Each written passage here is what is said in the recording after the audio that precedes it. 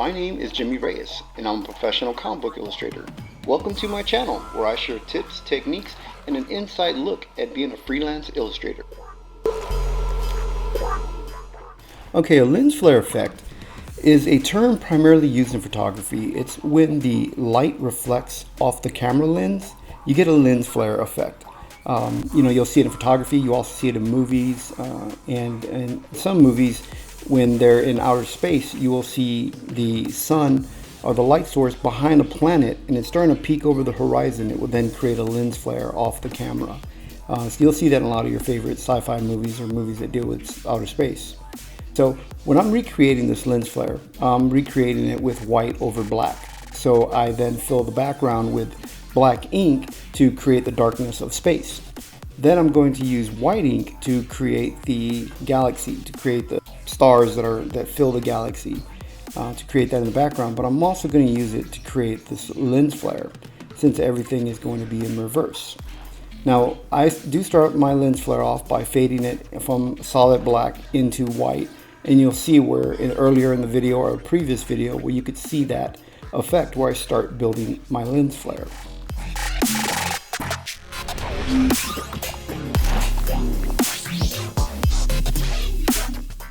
Alright, I'm going to do this one live so you can actually see it as I'm working on it.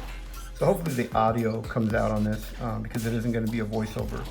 What I'm going to use is a template, and this is a T800 is the template number. It's from a company called See-Through. All you need is just the circular template.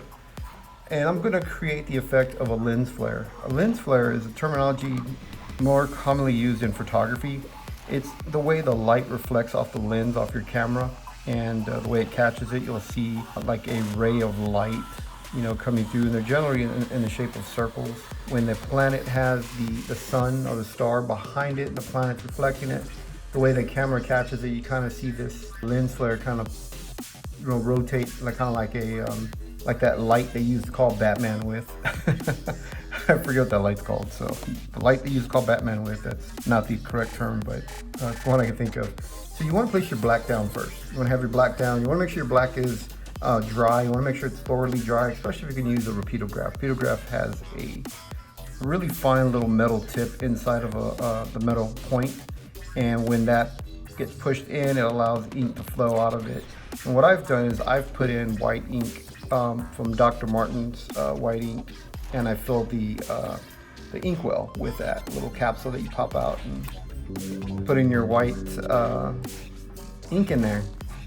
This will allow you to then create circular shapes with it over the black. This way you can get perfect circles right over that. You always want to let them dry first. So that's with the repeatograph with the Dr. Martin white. And over here, this is going to be a jelly roll. And the jelly roll, sometimes you got to work with it as well. And they come in different sizes. This is a 05. And these are pretty good to work with. Sometimes you just gotta like shake them and like massage their massage the stem. I'm gonna say stem. It's gonna go with a different word, but it sounds funny. So you want to massage your pen, and kind of loosen up that ink in there. Whereas the repeatograph, sometimes you gotta shake it to get the ink to flow forward. Once you got that dry, you lay down another circle, which is generally going to be about a little smaller than the first one. And you create your little circle, and you can kind of break the line if you want, like that, if you want to do that. Sometimes at the end of it, lens flares will, let's create this line first right here. Let's say the lens flare actually has, so say the lens flare like bleeds out, and you want to go in and create these little circles to create for your lens flare. Things like that you can do, and you can create, more different little shapes and stuff. You want to let that dry. And that's the repeatograph on that side. And over here, we're going to create the lens flare with the jelly roll. And the jelly roll works pretty well, especially when they're brand new.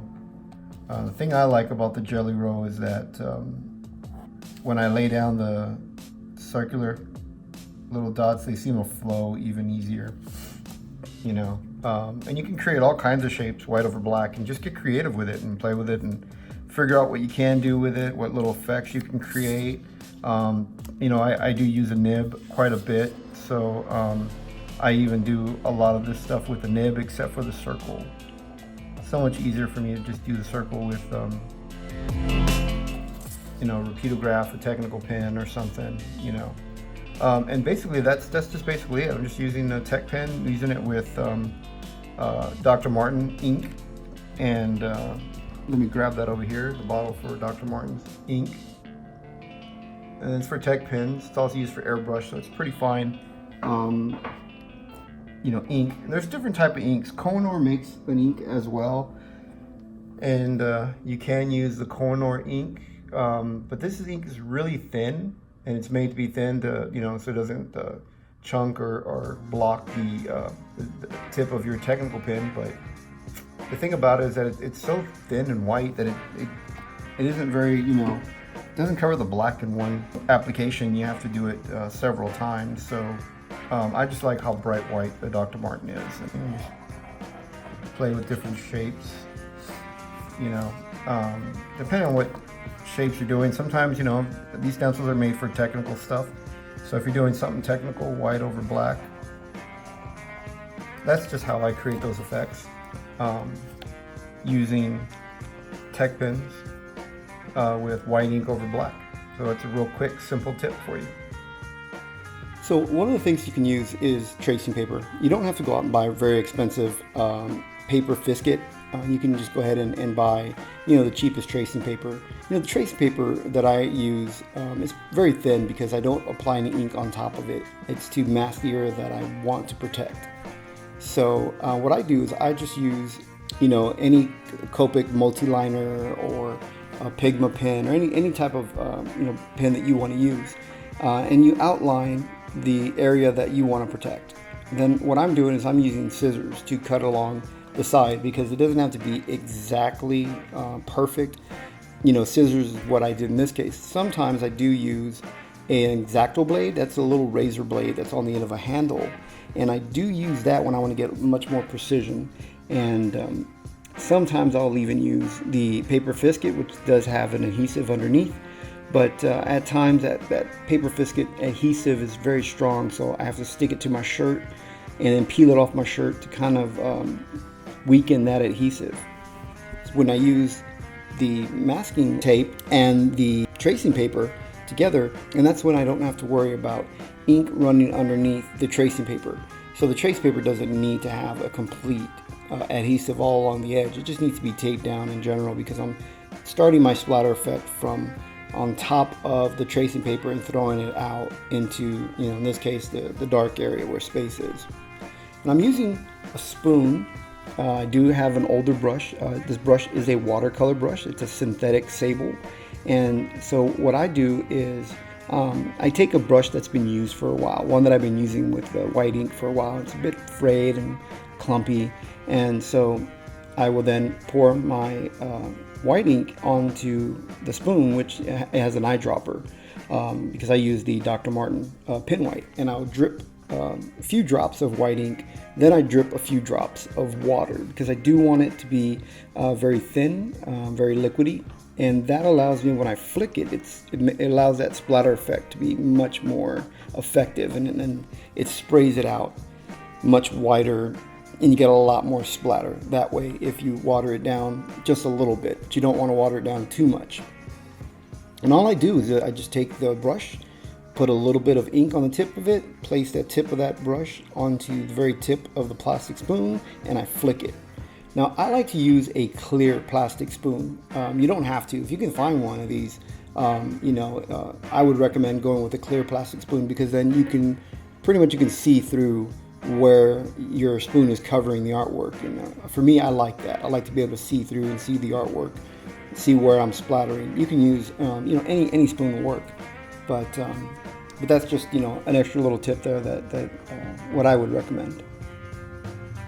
And so what I do is I look at outer space in the galaxy. Sometimes the stars are in a cluster, and I will then make a cluster of stars where they're all compact together, kind of like a school of fish, you know, all formed together.